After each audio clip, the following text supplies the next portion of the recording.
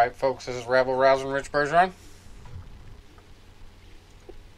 Ladies and gentlemen, the Tornado, Tony Panico. And Psychic Tom has his crystal ball still covered up. We're just going to open the show right up. We're not going to have any problems. Everybody's been tested. We're all wearing masks. Not really, but... You know, Rich, talking about the mask, I don't know if you saw my Facebook post last night. I think you liked it.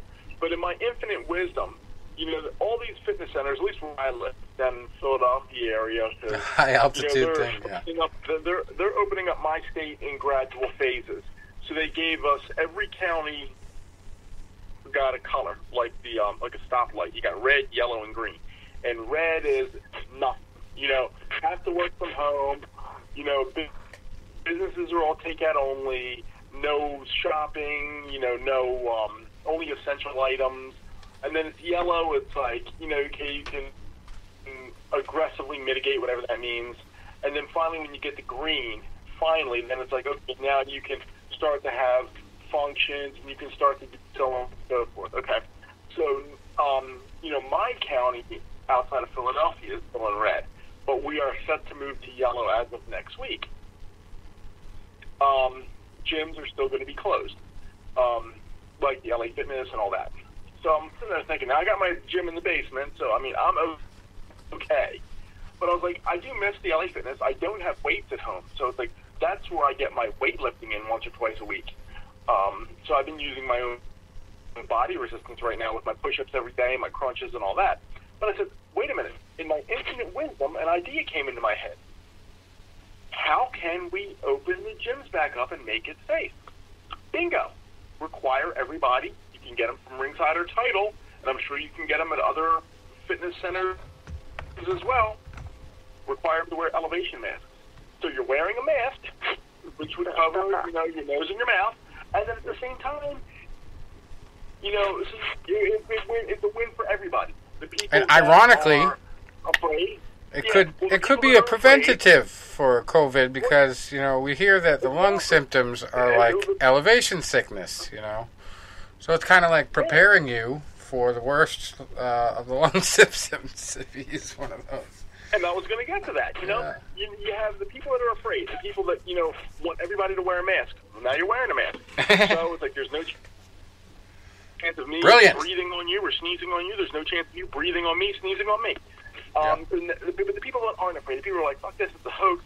Fuck this, I'm never going to get it." You're trying to live in fear, and we shouldn't live in fear. Well, you wear it, and you're only going to get a better workout. So it's win-win. For the people that are afraid, you're a sense of protection. For the people that are not afraid, you're getting a better workout. And you just said it right on top of the head. It increases your lung capacity. Mm-hmm. Triple win, trifecta. You know what? All right, when can we start making Fight News Unlimited masks? Elevation masks. We got to do some branding. Kill it, dude. We would absolutely kill it. Yeah. Anyway, I got one for Tom's crystal ball. Oh yeah. Go for it. We're gonna do a name squared. So a person's first name and a person's last name, and what are the chances of ever seeing it? Tyson squared. Oh, Tyson. Yeah. Oh wow. Maybe some kind of exhibition, but I don't see it in a real fight. Right. But I think and I think that they both have a lot of respect for each other. I agree. And it just wouldn't. It just wouldn't. They had a good discussion together on his radio show there, his podcast. But if they would have an exhibition, I almost get the feeling it would be. It would bring out the gentleman in both of them. Oh, yeah. If they would. But then again, do we really want to see that? No. I'd rather see Tyson in Hollandfield 3. Well, I don't know where they got the information, but we heard up and down that Tyson agreed to fight Shannon Briggs Now, all of a sudden, I'm hearing they're trying to up the offer to get him to fight Wanderlei Silva. So I don't know what happened with Briggs. Did he test positive for something? Did he back out? Did Tyson never agree to it? I actually heard a story or read it somewhere that Tyson immediately said no. So I don't know why they would even put it out there that he said yes, if that's the case. But there are talks about Evander, the third fight. That's officially in motion to happen. That's not too dangerous for him. It's obviously somebody that's around the same age. But yeah, I don't know about Tyson. He would have to pull a lot of punches. Tyson Fury. Well, with Evander, would it be an exhibition? Oh yeah, of course. And is it going to be pay-per-view? And if it's an exhibition with 16-ounce gloves and headgear, who's going to want to see that? I mean, I don't know. Again, every Tyson fan in the world, I don't know. Yeah. Even if it's a dud, it'll be fun to watch, I think. I'm gonna go back to about 2008. I think it was my first year doing the show. And at the time, that's when I was doing that. I did it every few weeks, and I was doing Fantasy Dream fights, and I was like, I only did it so long just because with my job at the time. But one of the things I said when I was debuting the column, I said I will only consider fighters that have fought in a weight class and have fought professionally. I would never say okay, I want to put Floyd Mayweather against, for example, say Andre Ward, because Mayweather never fought over 155, and Ward never fought under 168, or 165. So I said, we'll never do anything like that. But the other one that I specifically said was, at the time I would not do it was because people were asking me, and I was in a lot of chat rooms that I would see it with Kimbo's fight, because Kimbo at the time was only doing those backyard fights. And then he was finally getting a few MMA fights here and there. I think he was fighting like Tank Abbott or whatever. But he had not fought a professional boxing match yet. And I said, until Kimbo Slice fights a professional boxing match, I will not write up this fantasy matchup. And he did. And it was funny because then, years. So then Rich was like, well, if you ever want to write that fantasy matchup now, you can. I said, well, here it is. Tyson, 30 seconds, the end. I said, before Kimbo had his boxing loss, I said, if I was his management team, I would be all over the phone with two guys, Mike Tyson and Evander Holyfield. And I said, more or less Tyson than anybody. And people asked me, why? I said, well, here's why. I said, look at the crossover appeal that you get just by this matchup. You have Kimbo Slice. He's current. You have these young kids that have watched him on YouTube. They've seen him do, these backyard fights. They've seen him knock guys out. He's big. He's menacing. He's scary looking. You have people that watch mixed martial arts that have seen him knock out guys like Tank Abbott. So you have that audience. Then you have the young audience that knows Mike Tyson from The Hangover fame, because he had done The Hangover 1 and The Hangover 5 back in 2009 and 2011. To these young kids, know who Mike Tyson is. Maybe not specifically his fighting career, but they know him just because of his, movie career. And then you have the old heads, the guys like I'm, back in 1988, when he was just destroying guys, when he was knocking out Larry Holmes and Michael Spinks in 90 seconds, when he's blasting Pinklin Thomas and Tony Tubbs. When Mike Tyson was such a fighting machine that he would have a major fight with Michael Spinks on the horizon, and he would take a tune-up mandatory title defense. I mean, we remember that guy, and we remember, and then his rise, his fall, his comeback, his ups, his downs. I'm like, we would all tune in for nostalgia. The young kids would have tuned in because of the marquee. That would have made a shit ton of money. Yeah, speaking of that, too, there was talks of our former guests, Ken Shamrock and also Tito Ortiz, fighting Tyson. Both of them have offered themselves up as competitors. Shamrock, I don't see having much of a shot. unless he can wrestle. But Tito, maybe. I mean, we never got to see him box Dana White even, so we don't really know what he can do boxing. But either way, I'd rather see him box somebody, like you said, who's been boxing a long time. Kimbo didn't really do that great period towards the end of his career, unless he was jacked up on some kind of foreign substance. And it was kind of funny because I remember the conference call that I got on once with him, and somebody asked him, what's the difference now fighting in the cage as opposed to fighting in the backyards? And he'd be like, well, I was always high when I went to fight in the backyards. So he goes to Texas for his last 2 fights, where they have a 6-month suspension for your first offense, and he gets popped twice in a row. And especially the Shamrock fight, where they both came out beforehand and said it's okay to use steroids, and they both get popped for steroids afterwards. Right. So I always thought that was kind of suspect. He did do a little bit of boxing. I don't know how much money he made in it, but he did not do too well as far as climbing the ranks towards a heavyweight title shot or anything. But interesting news on that front this week. I did read Mike Tyson confessed to being a complete cokehead for most of his career, which is kind of odd. Yeah.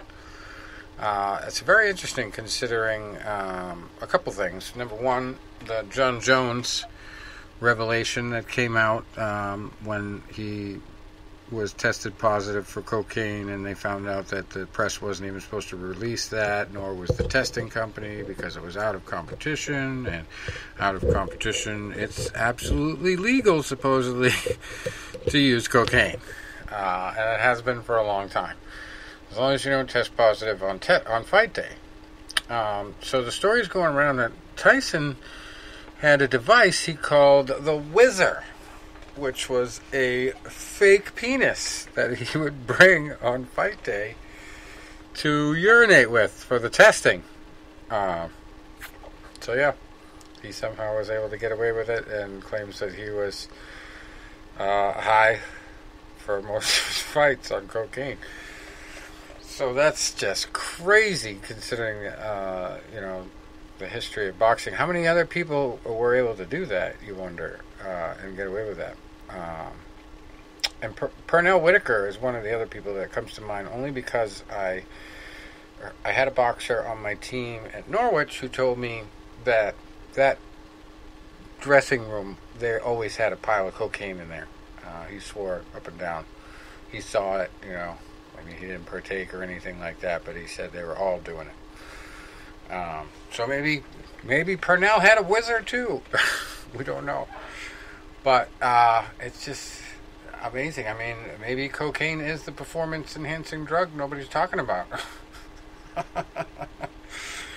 If it made those two a little bit better or that good, I don't know. I mean, obviously they had some natural raw talent, but jeez. That's crazy to hear that kind of stuff and just wonder who else was able to slip behind the scenes and get away with certain things. Talk about fast twitch muscles, right? Unreal. Anyway, so that's pretty much all the Tyson stories that I can think of. For a guy who hasn't boxed in however many years, almost 10 years now. He's 15. 15, yeah. He's definitely generating a lot of hype. Nevada is opening back up again. They're going to open to fighting too as well. Casinos are opening. So that's in the news. Also, we have Henry Cejudo, we talked about a couple weeks ago when we did the last show. Going into his fight with Dominic Cruz, and that was just a masterclass. Just totally demolished him. Did a brilliant job, I thought, of striking. Really, that we really didn't expect from him. Thought he was going to try to do it with wrestling, but he did it with striking, and thought he'd go out on a high note. He's now retiring officially. Announced it on Instagram, and we also talked about the show before the match on the last show that he was thinking about doing a WWE crossover. And then we got into the discussion of, well, he's going to have to do a lot of steroids. And Matt Riddle obviously had to bulk up and telling you, it's a total different thing.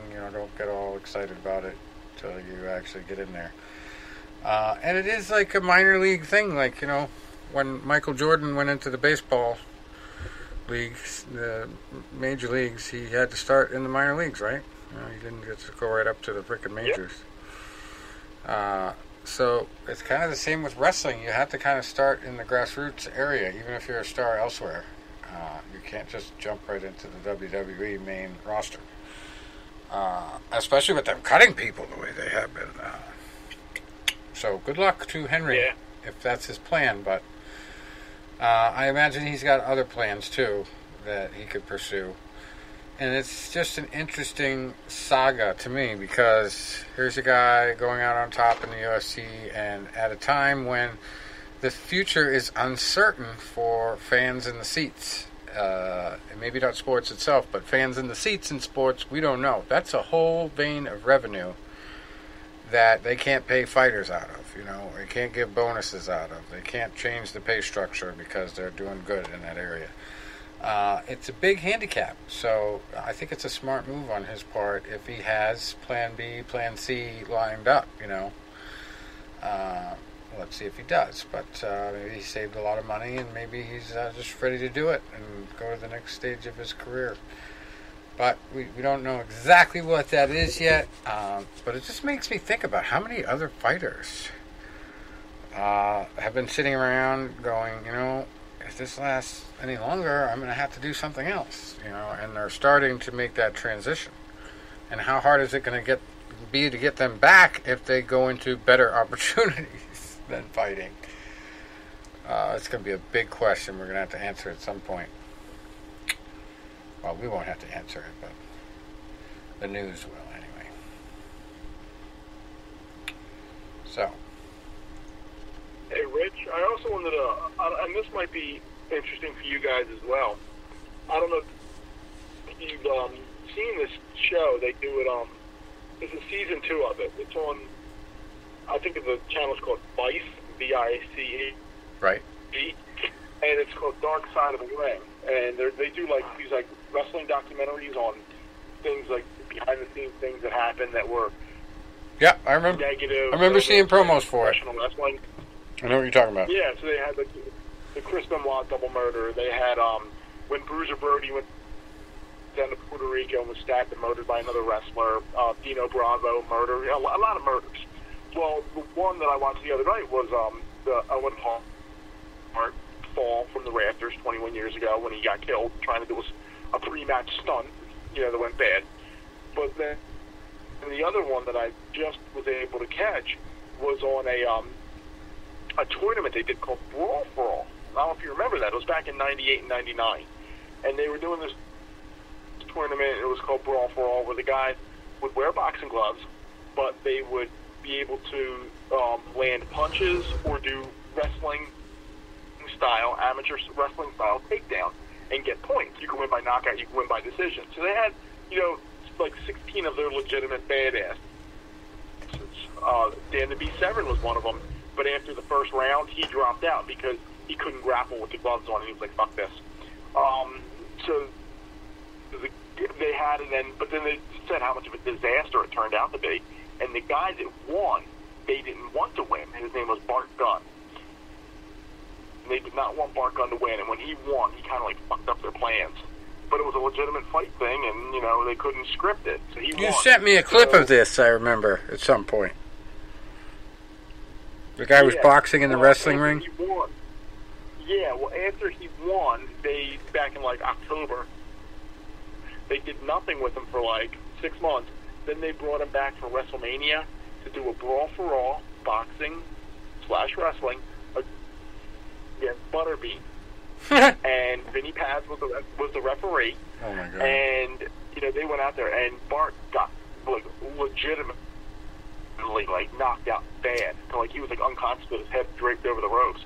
And they were saying that was kind of punishment for him, fucking up their whole plans. But they had, like, the episode, I believe it. You know, they're talking to some of the guys that were in it, and then had interviews with Butterbean, and, like, how they were even, like, he was even, like, told that, like, they were happy when he knocked Bart Gunn the fuck out. Yeah. Butterbean. Oh, boy, I wonder what he's doing these days. Anyway. Speaking of wrestling, we'll stay in that vein. We get a story about unfortunate death of a Japanese wrestler named Hana Kimura. You'd think she'd be an MMA fighter with that name. But she was on a Netflix series called Terrace House Tokyo. And they were following 6 strangers sharing a house. So I think it was like a dating show type of deal. Big Brother, something like that. But she passed away, and it sounds like a suicide situation because, you know, 22 years old. Cyberbullying. Yeah. And she said goodbye in a post. I love you, live long and happy, and I'm sorry. And then she's found dead. So, the British Broadcasting, BBC Corporation, reported that she was cyberbullied, according to some of her other posts that suggested that. And the camera show was following 6 strangers, ages 20 to 31, who were looking for love while living under the same roof, according to the description. So anyway, yeah. Obviously went tragically wrong because people are douchebags online to famous people just because they can be. And the thing is, like, if you are on shows like that, you gotta, you know, sit down and be like, okay, you know, there are going to be people that are going to comment on there because they have nothing better to do with their life. They're hiding behind a computer, so they're going to say some, like, really nasty, cruel shit, and then it's like, because they have no fear of repercussion. Unfortunately, you know, this poor young lady, you know, was on this, and then I guess maybe some of the things really got to her and pushed her over that edge. Yeah. Yeah, and I've actually been involved in a legal case where I believe the woman committed suicide based on bullying from her own sister, and a doctor who was trying to sue the hell out of her in federal court down in Indianapolis just because she complained about the plastic surgery he performed on her that he fucked up. So this is like near and dear to me, this whole cause. Ronda Rousey actually spoke out and said, "I know the trolls that spend their days harassing others online are battling their own demons, but please find a way to release your venom in a way that won't poison others. Even a straw's weight can be the one to break a camel's back. Just the tiniest push could be what sends someone over the edge." And there was this, like, weird game, something to do with a whale that was going around. The blue whale game or something like that. Just encouraging kids to kill themselves, and it was like, you know, teenagers and 20-something years old. I want to say like 10 years ago, maybe a little bit less. I remember hearing about that. And it was Japanese women. A lot of it was started in Japan somewhere. And it got to America. And there was only like a few cases in America. But it was one of the most fucked up things I ever heard of. Where it was just targeting vulnerable people and encouraging them to go through all these risk-taking exercises, and the ultimate step was to kill themselves. And they would literally sign up for this. So it's just unbelievable. Fact is stranger than fiction. I'll just tell you that. John Jones says he's walking away from MMA. Again, another retirement possibly. He's pissed off because they're not giving him enough money for Ngannou. A super fight, they would call it. And he's obviously not happy with the negotiations. So, obviously they'll keep discussing it. But, yeah, he's already come out and said he's going to walk away if they don't give him the big bucks. Here's what it is there, but I wouldn't hold my breath on them coming up any big amount with where they're at right now. I mean, I'm sure he hasn't considered that fact, but again, it could be a trend in the future. And if you want to take that kind of a stand now when they're struggling, I mean, I hope you're not standing at their door begging to come back when they do well with this turnaround and come back on the other side stronger than before. But I don't know if that can happen. We'll definitely keep our eye on it and see. And the big fight card of the week was May 16th, last Saturday. UFC on ESPN 8, and it was Alistair Overeem versus Walt Harris. Overeem had a very tough first round. It looked a little rough for him. Walt was connecting. Walt was moving well. He was defending himself well, and then came the second round, and Walt just couldn't hang. He got gassed out. He got outworked. He got out-strategized. I mean, the works. He just collapsed. Overeem took over and got the TKO 3 minutes in to the second round. And that was really the only fight I watched on this card. Unfortunately, I didn't really get to see the whole thing. But I did see that one. And then, second fight of the night, Claudia Gadelha beating Angela Hill by a controversial split decision. A lot of people thought Hill won 2 rounds.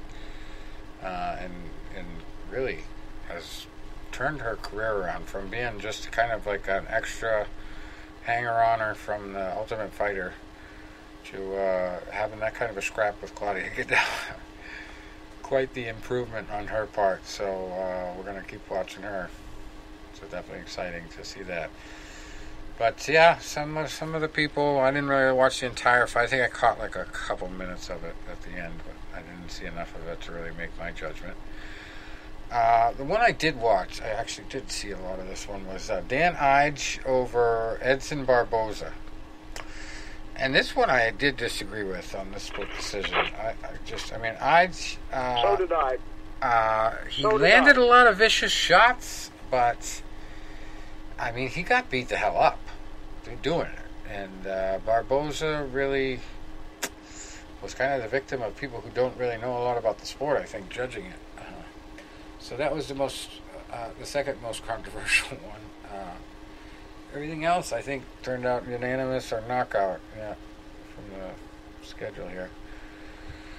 So those were the only ones that were really close, and turns out seems like it was for the wrong people. But anyway, just scary though. I mean, the kind of power that guy has, and the willingness to just wade in and throw and take shots. I mean, in a way that works against you when you don't have the reach to connect, and then just slightly move out of the way when you got to take punishment to give punishment. But for some reason he's able to do it. But Barboza took a lot of punishment too. He got beat up quite a bit in the facial eye area and everything like that. So it was a tough one. And we had Christoph Jotko beating Eric Anders by unanimous decision. Yadong Song beating Marlon Vera by unanimous decision. Miguel Beza beating Matt Brown, big long-time journeyman with the UFC there, by TKO 18 seconds into the second round. Talk about a scrapper. Matt Brown always comes to fight. I did not get to see any of that, but I'll have to look back on that one and see what happened. Kevin Holland did the fifth fight of the night, beating Anthony Hernandez by punches and knees. That was just 39 seconds, the entire fight. So, big step up there for Holland, making a splash. Giga Chikadze beating Erwin Rivera in the fourth fight of the night, unanimous decision. Nate Landwehr over Darren Elkins by unanimous decision. And this is another one I caught, and how could you not catch it? Because, good thing there wasn't any more fans in the stands on this one, because they would have blood all over him. Darren Elkins, they call him the Damage. He's probably the poster child for the worst defense in MMA, because he always gets cut up and he always fights through it. But yeah, this was a particularly bloody one. What a mess. I feel bad for the guy that did mop the mat afterwards. But yeah, that's so vicious, that fight. Couldn't turn away, really. Anyway, Courtney Casey in the second fight of the night By the way, Landwehr won by unanimous decision, if I didn't mention that. Courtney Casey beating Mara Romero Barella by an armbar submission, 3 minutes and 36 seconds into that one.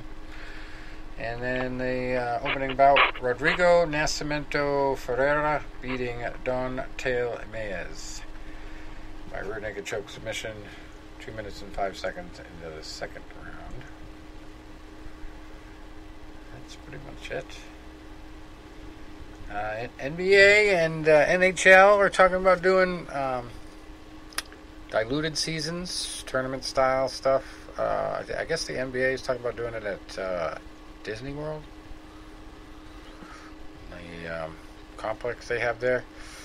NHL, I don't know where they're going to do it. I think they're talking about 2 different locations, possibly Phoenix of all places. I heard was one of the places. Yeah, they're talking like 2 hub cities. Which I like that. I don't know how that'll work. I don't know if they have they use like the one arena. Just say they use Phoenix Coyote Stadium, and like I guess it's like almost like back in the day when you have like 10 college basketball games that are going to be played at one arena. They go, okay, Flyers and Sabres, you're going to be at 11 o'clock, and then you figure we'll give it 4 hours. That way, in case there's any overtime. And so-and-so, like, then Blackhawks and, Penguins, you'll be at 4 o'clock. When they try to do something like that. Then, if you run into what happened with the Flyers back, like, 10 years ago, or whatever it was, it's actually 20 years ago now, making me feel old, they had a 5 overtime game. So the game started at 7 o'clock p.m., ran until 3 a.m. in the morning. Yeah, kind of reminds me of the Bruins. In a playoff game, you can't do a tie. It's got to keep going until somebody wins. Yeah. Yeah, we've had some long games. Red Sox, too. Red Sox and Yankees went over 20 innings one time. Or two. But, yeah, it's going to be interesting. I don't know exactly.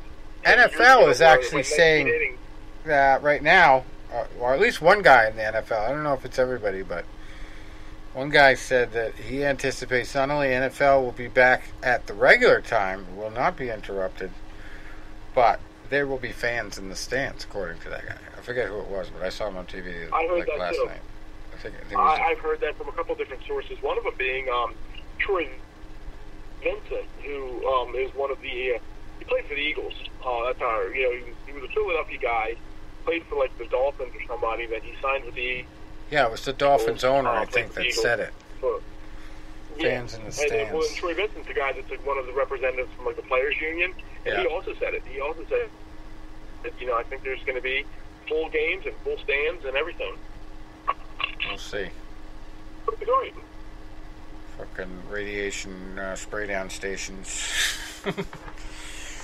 Every time you go into the bathroom, you get fucking vaporized. And part of the reason that I'm saying this right now is because this is one of our options. I got a friend getting married in 4 months. It was 4 months just 2 days ago. So we're at the 100 countdown now. Yeah. And, they haven't done the food testing yet. It's supposed to be down on the beach. Supposed to be all these things going on. Well, it's like, we're like, you're in crunch time. Like, you can't even really send out invitations because you don't know. We think it's going to go on, but we don't know for sure. Right. So now it's like we had a meeting. I literally, a group of us. I hate to interrupt you, but I got to tell this story real quick before I fucking squirrel mind to forget it. I literally saw on Facebook the other day somebody doing a wedding ceremony in their backyard. The woman just had a regular dress on, like a sundress, with a bouquet of flowers, and the guy didn't even have a shirt on. Just shorts. They're doing a friggin' wedding ceremony. That have done like I guess guests have zoomed in. Yeah. Like, I've seen clips of Zoom weddings on Facebook and YouTube and Not for Instagram me, and all that. Yeah. So that's now funny. we're at a meeting the other night because my one friend had a real small barbecue the other night. It was like our first time really seeing each other in months. So we're all over there, and he pulled us aside, pulled 3 or 4 of us aside. He goes, "Okay, guys, we're in crunch time now. We got a bachelor party we got to plan, and And then everybody's, well, should we try to do this? Well, what is he like? And then the guy that's getting married wasn't there. His brother was. His brother's the best man. And his brother is, like, really, like, combative. You know, if you try to say something, no, it has to be a bar and a strip club. Well, here's the problem.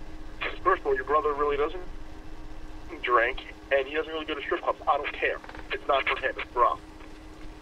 Well, like, we got to do something he'll like, too. You know, so we're arguing about this, and I'm thinking, buddy, you know, you're talking about you have to go to a strip club. Who's going to say these clubs are really open, and if they are, is there going to be no contact? Are you going to have to wear masks? That's not going to be any fun. I'm not dropping $20 to do a Skype lap dance. So the one guy goes, listen, everybody give me 3 ideas and put it in a PowerPoint and all that. He's like being a smart ass about it. I said, okay, I'm going to put it in a PowerPoint. So I gave 3 options. One of my options was being Las Vegas, because I was supposed to go last month. Didn't happen. So I still got, you know, that little bit of wanting to go to Vegas, even if there's no flight out there. I looked for late August, like around August 21st, a round-trip flight nonstop from Philly to Las Vegas is $180. What? That's ridiculous. You can get, $180 round-trip nonstop. Wow. Then I was looking at the rooms, and I looked at 5 different places. I looked at the Luxor, where I stayed, and I liked. I looked at New York. I looked at the Flamingo. I looked at the MGM. The cheapest for a room, 4 guys to a room, which, you know, we'll have to get people crashing on the floor, which I'll probably do anyway, because I ain't shacking up in a bed, but I ain't spending any extra money either. You can get 4 guys to a room for 2 nights, $360. You're literally looking at $180 a night. That's $40 a guy, or $50 a guy. So I was like, that's doable, guys. And I said, but if you don't want to do that, I said, I would like to go back to Clearwater. I said, I'll show you guys all around town. I gave them all prices for that. And then the third option was an Eagles game. They want to do the opening game of the season in D.C. And I'm like, yo, assholes, that's the same weekend as my birthday. I really don't feel like going to D.C. the weekend of my birthday, you know, to do this clusterfuck. All right. Can we do the next week in Philly? So, but I gave 3 options. All 3 are good. All 3 might not be doable. Well, that's serious, because we're 4 months out. You don't know what's going to change in 4 months. In 4 months, we could be on a total lockdown again. Yeah, we could be evacuated because there's a meteorite coming. For Christ's sake, the way this year's going. Everybody get on the plane.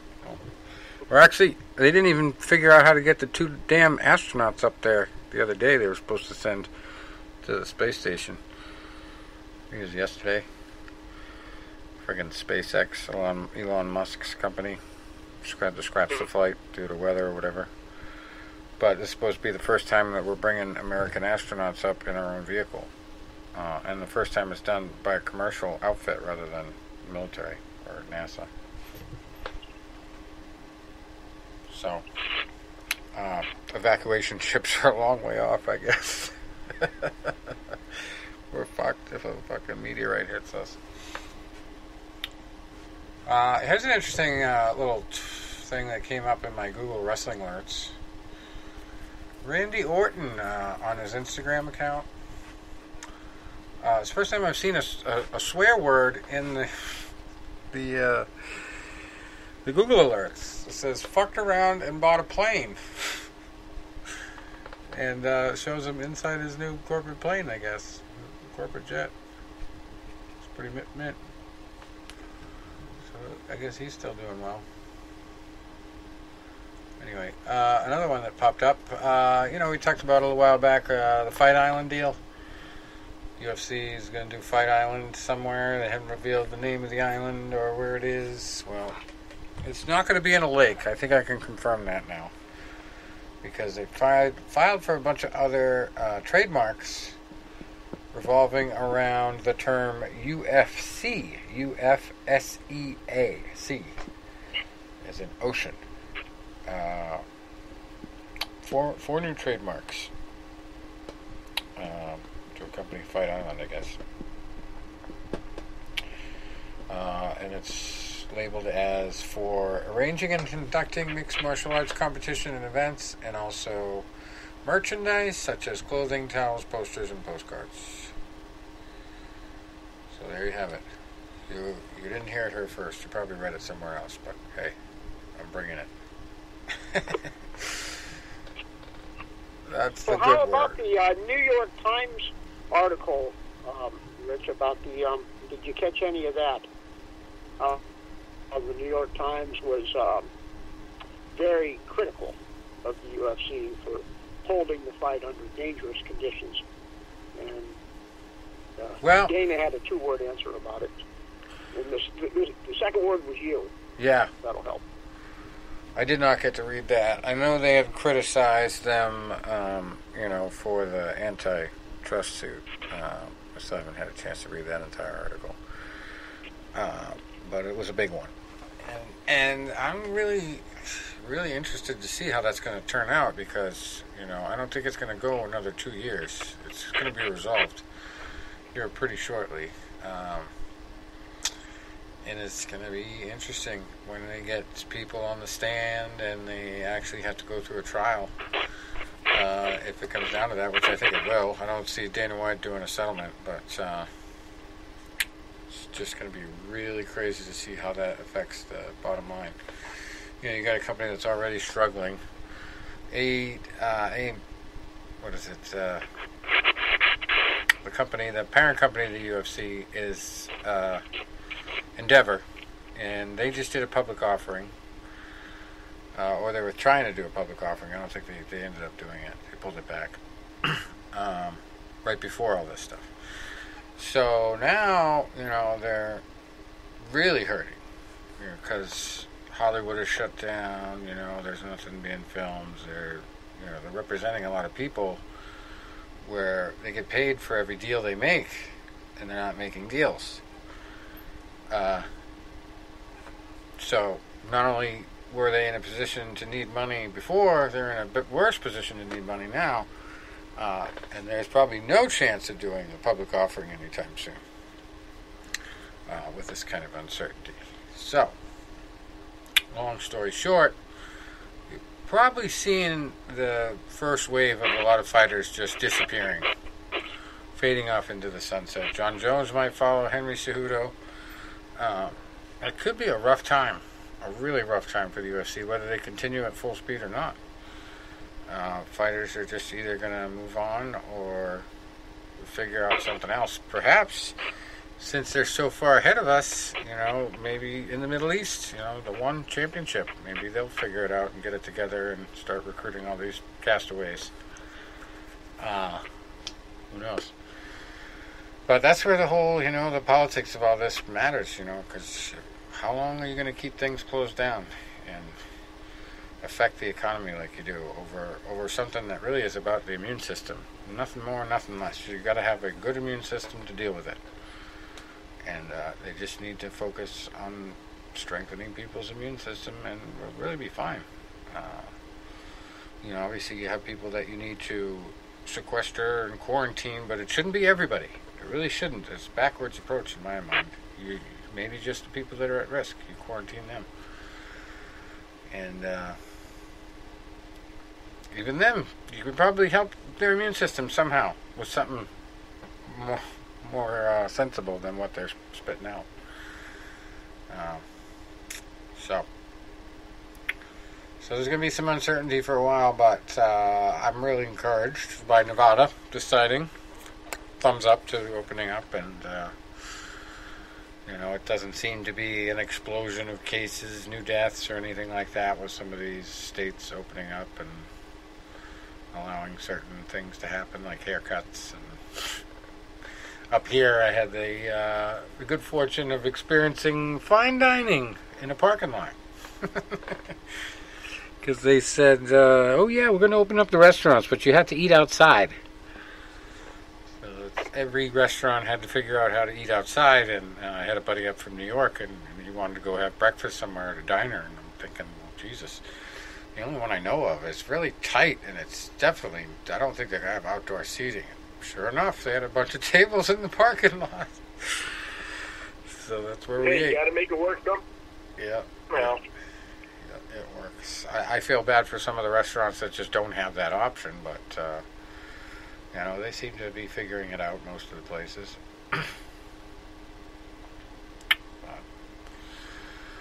The new normal. Everybody's hating to hear that, but that's what we're dealing with. The new normal.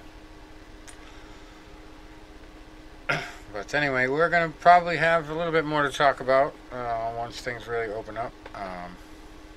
And I'm going to work really hard to get us a guest for next week. I know there'll be plenty of people I could pick and choose from who aren't busy because of this thing. But it helps to get, advanced notice requests. I like to do it the day after or the day, 2 days after the show, and then they have a few days to set up their calendar.